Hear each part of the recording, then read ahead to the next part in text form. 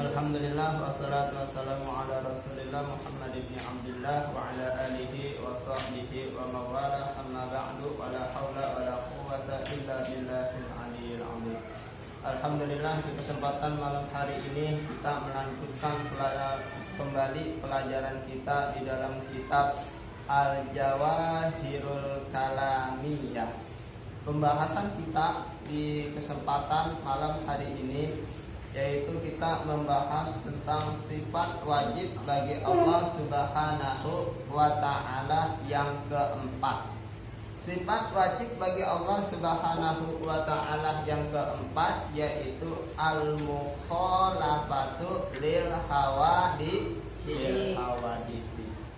Ya, sebagaimana yang kita sudah tulis di papan tulis, ada satu pertanyaan. Kaifal i'tiqadu bi mukhalafatihi ta'ala lil hawadithi ay al makhluqati. Pertanyaan, bagaimana meyakini dengan sifat mukhalafahnya Allah, dengan sifat berbedanya Allah Subhanahu wa Ta'ala lil hawadithi kepada makhluk. Nah, ini yang keempat apa? Al-mukhalafatu lil hawadithi. Allah itu berbeda dengan makhluk. Allah itu tidak seperti makhluk. Allah itu al-khaliq yang menciptakan, sedangkan selain daripada Allah masih wallah bahwa makhluk. Selain daripada Allah itu namanya makhluk, termasuk salah satu di dalamnya kita sebagai manusia. Ini kita makhluk, ya. Ini kita makhluk. Bagaimana cara kita meyakini bahwasanya Allah itu berbeda dengan makhluknya? Bagaimana Najwa? Kemudian bagaimana?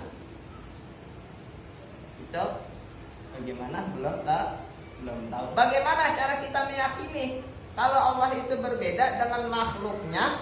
Caranya yaitu huwa anna taqida annallaha ta'ala la yushabihu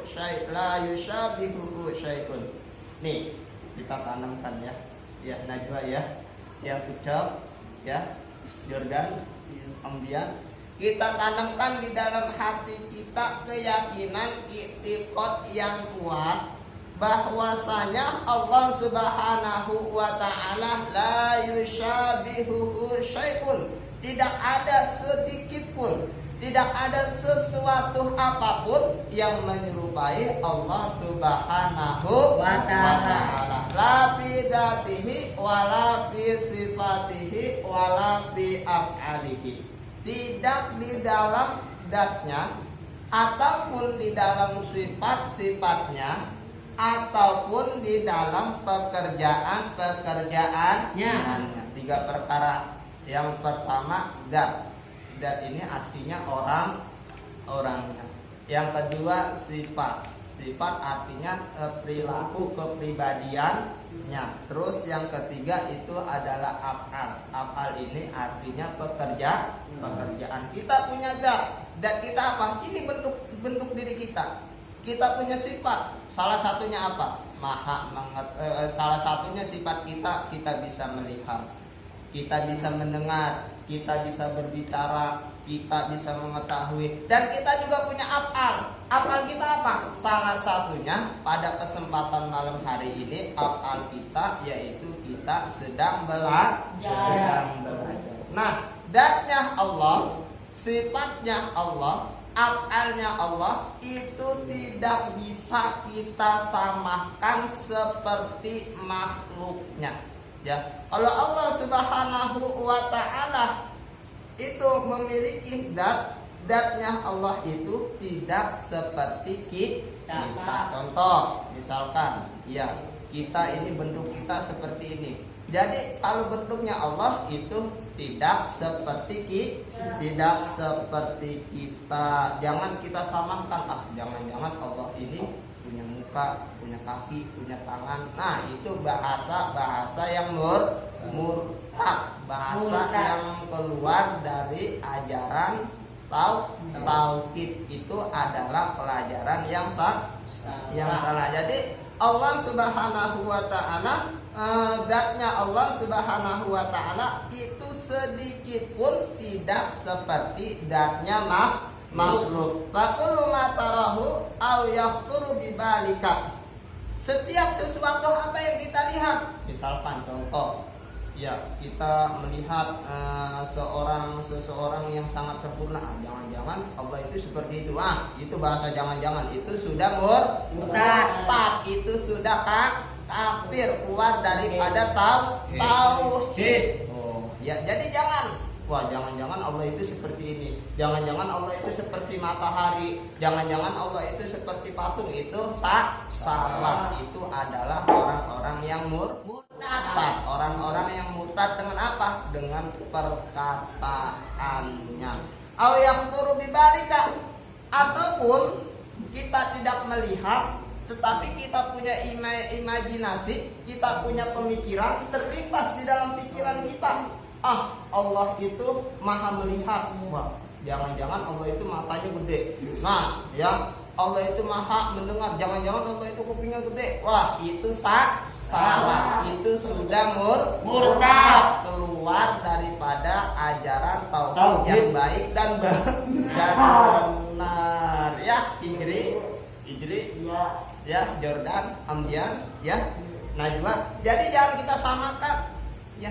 Jangan kita samakan. Setiap kita melihat sesuatu, apapun yang terlintas di dalam pikiran kita, Allah Subhanahu wa taala laisa kamitslihi syai'un. Tidak ada sesuatu apapun yang mirip seperti Allah Subhanahu wa taala. Bagaimana zatnya Allah? Allahu a'lam bis-shawab. Karena Allah Subhanahu wa taala yang maha mengetahui. Jangan kita sama-samakan Allah dengan makhluknya, dan jangan juga kita bayang-bayangkan Allah dengan makhluknya. Karena ketika kita menyamakan Allah dengan makhluknya, ketika terlintas di dalam pikiran kita Allah ini seperti makhluk, maka ketika itu juga kita sudah murtad. Na'udzubillahi min dzalik. Nah, kemudian yang kedua, sifatnya Allah. Ijri, kamu bisa melihat. Jordan, kamu bisa mendengar. Ya, Om Dian bisa berbicara. Najwa, kamu bisa apa? Bisa berjalan. Bisa. Nah, sifatnya Allah ini tidak seperti sifatnya makhluk. Nih, kita melihat, Allah juga melihat, tapi melihatnya Allah itu tidak seperti kita. Kalau kita melihat itu dengan mata, tapi kalau Allah melihat itu bukan dengan mata. Wallahu a'lam bis-shawab. Jangan kita samakan. Penglihatan kita terbatas, pendengaran kita terbatas, pengetahuan kita terbatas, hidup kita juga di dunia ini terbatas. Yang tidak terbatas, yang maha akan segalanya, yaitu hanya Allah Subhanahu wa taala. Allah maha mendengar. Pendengarnya Allah itu laisa biwasitotin, tidak ada perantara, enggak seperti kita mendengar karena punya kuping. Allah maha melihatnya Allah laisa biwasitotin syai'in, tidak melalui perantara. Kemudian pendengaran Allah, penglihatan Allah, ilmunya Allah itu tidak seperti kita yang terbatas. Allah itu tidak terbatas, artinya kekal abadi selama-lamanya.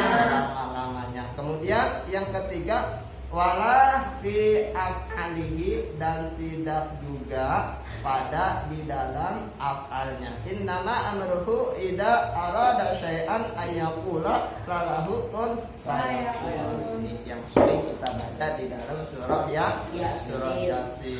Ya, apabila Allah mengkehendaki akan sesuatu, maka cukup Allah Subhanahu wa taala berfirman, kun fayakun. Jadi maka jadilah. Jadi kesimpulannya, Allah Subhanahu wa taala itu memiliki sifat mukhalafatu lil hawadis, berbeda dengan makhluknya, baik di dalam zatnya, di dalam sifatnya, ataupun di dalam afalnya. Wallahu a'lam bis-shawab. Alhamdulillahirabbil alamin. Astaghfir bi qiraatil hamdalah. Alhamdulillah.